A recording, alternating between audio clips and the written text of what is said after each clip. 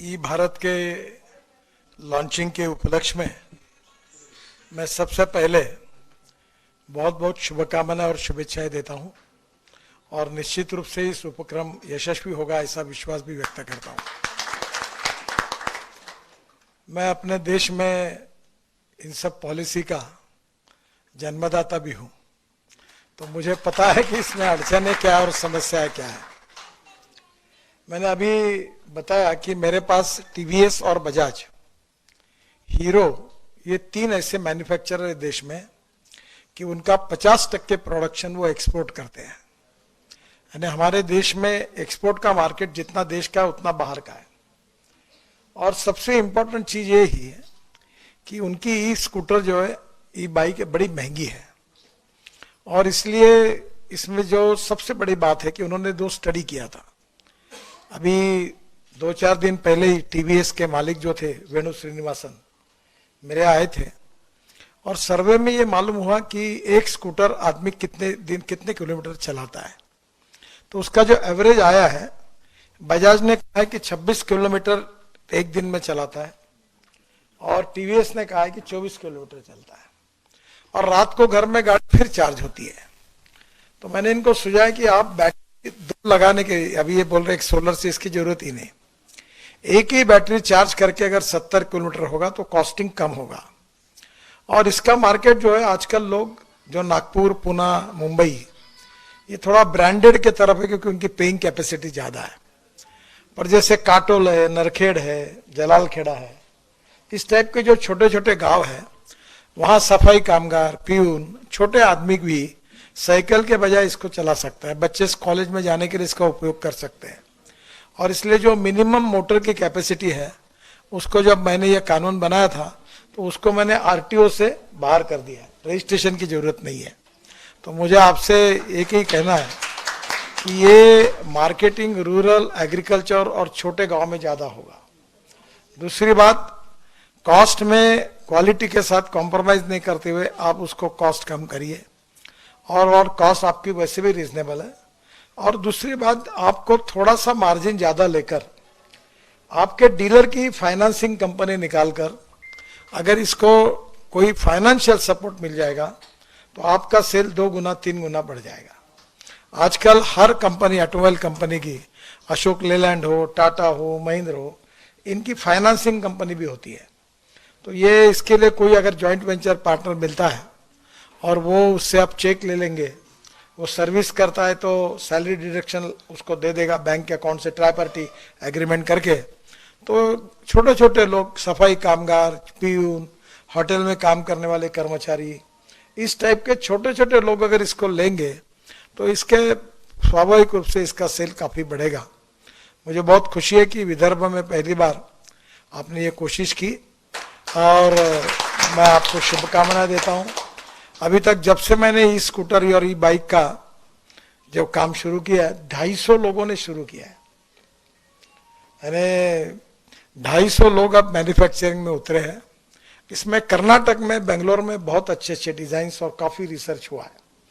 अभी तो मैं हाइड्रोजन की गाड़ी पे, दिल्ली मेरे पास है, तो पानी से हाइड्रोजन निकाल कर गाड़ी चलेगी। फिर मैं अभी कल ही मैंने टोयोटो की लॉन्च की।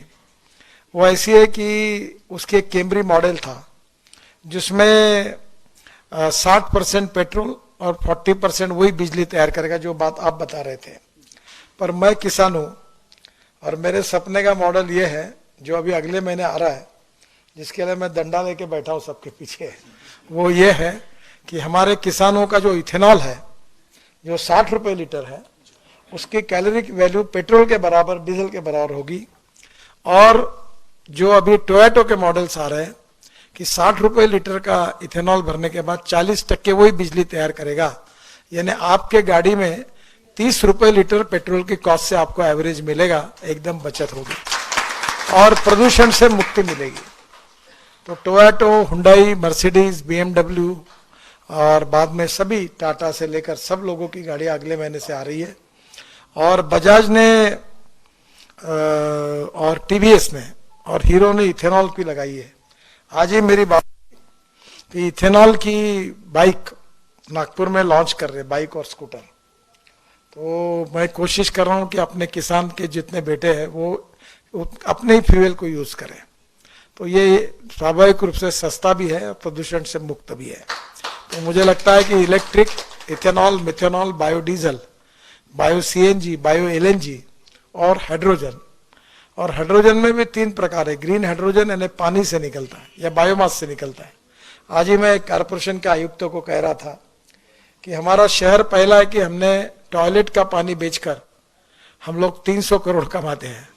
तो मैंने आज ही उनको कहा कि जो सॉलिड वेस्ट को सेग्रीगेट करने के लिए रूफटॉप सोलर लगाओ, और वो पानी जो है गंदा पानी, उसी से हम ग्रीन हाइड्रोजन तैयार करेंगे। और नागपुर कारपोरेशन की ट्रक, बसेस और कार, ये सब उसी पे चलाएंगे। अभी मैं उनको कह के आया कि आप ये प्रोजेक्ट दो। अभी दिल्ली में तो मेरे यहाँ एक मिराई करके गाड़ी है, वो टोयोटो की है। मिराई का जापानी में अर्थ होता है भविष्य, और यही भविष्य है। तो आगे चलकर ये भी गाड़ी को ग्रीन हाइड्रोजन पे कन्वर्ट करना होगा। इसके बाद ट्रक, बसेस, ट्रैक्टर, हवाई जहाज, रेलवे और फैक्ट्री भी। कोयले की जरूरत नहीं, पेट्रोल की जरूरत नहीं, डीजल की जरूरत नहीं, गैस की जरूरत नहीं। पानी से हाइड्रोजन निकलेगा और उसके ऊपर दुनिया चलेगी। और मुझे एक बात लगती है कि मैं 2004 से ये कह रहा हूं, पर आउट ऑफ बॉक्स कोई भी बात लोगों को समझाने में समय जाता है, क्योंकि वो जल्दी मानते नहीं है। जितनी बातें कहता था उतनी सब प्रूव हो गई।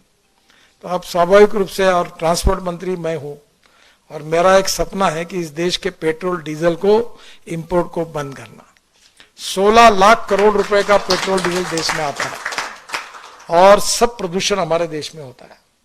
और अगर ये 16 लाख करोड़ में से 5 लाख 10 लाख करोड़ अगर गांव के गरीब किसानों के पास जाएंगे तो गांव के लड़कों को रोजगार मिलेगा।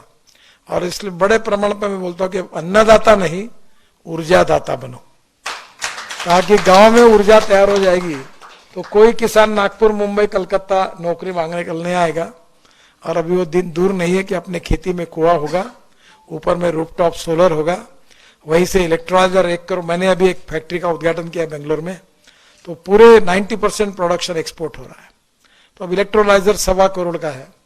और जो जनरेटर सेट है वो अभी किर्लोस्कर ने मेरे घर पे ही लगाया यहाँ बिल्डिंग में, जो 100% बायो इथेनॉल पर चलने वाला देश का पहला जनरेटर है। क्योंकि डीजल का भाव 110 रुपए और इथेनॉल का भाव 60 रुपए। तो स्वाभाविक रूप से बचत। और मैं कंस्ट्रक्शन इक्विपमेंट वालों के पीछे लगा हूं। जेसीबी ने ऐसा जेसीबी बनाया कि जो अपनी परली होती है, राइस स्ट्रॉ, ये इससे बायो सीएनजी और बायो एलएनजी तैयार होता है। और मेरा ट्रैक्टर खुद का ये सीएनजी पर चलता है। और अभी वो उसके कारण किसान 1 लाख रुपए साल के अगर है तो उसकी बचत होगी, क्योंकि डीजल के बजाय सीएनजी पे चलेगा। और अभी सीएनजी भी ये हमारा फ्यूचर है, एलएनजी भी फ्यूचर है।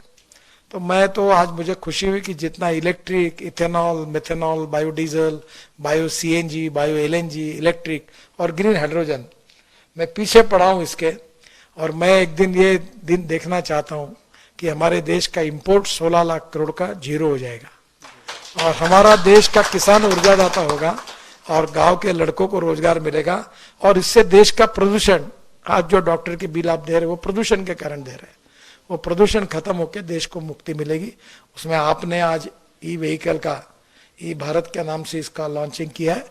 मैं आपको बहुत बहुत शुभकामनाएं देता हूं और निश्चित रूप से भगवान आपके इस उपक्रम में आपको शुभकामनाएं और आशीर्वाद दे, यश दे, यही प्रार्थना करता हूं। नमस्कार।